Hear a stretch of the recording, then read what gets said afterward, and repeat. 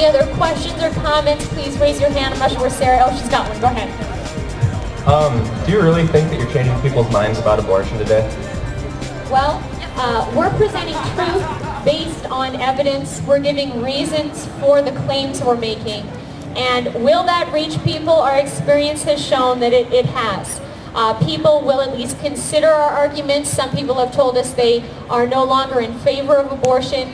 Women who have had abortions have told us that they moved out of denial and worked through what they decided in their past and opted to seek post-abortion counseling and healing.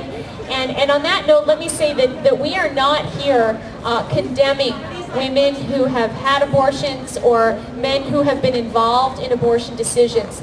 We're condemning an action, but we're not condemning people. I don't know if any of you have read the book, The Kite Runner by Khaled Hosseini. It's a beautiful book, very beautiful book, and it's very redemptive in its storyline. It's about two young boys growing up in Afghanistan, and one boy sees his friend brutalized and hurt and a horrible injustice inflicted on him, and he doesn't stand up in defense of his friend.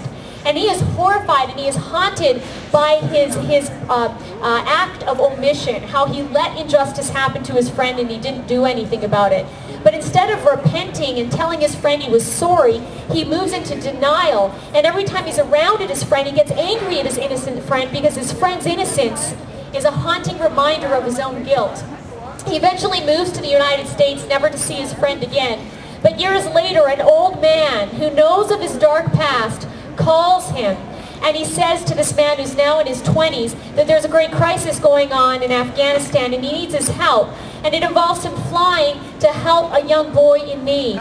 And this now 20-year-old thinks to himself that while he can't go to his past and he can't help the friend he once wished he had helped, he can change his future by doing something different in the present.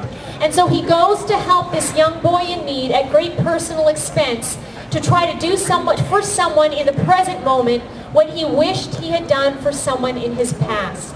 And we recognize it is not possible to go back and save this unborn child who was aborted. But it is possible to change the future by doing for present unborn children, those still alive, what we wish we had done for unborn children in our past.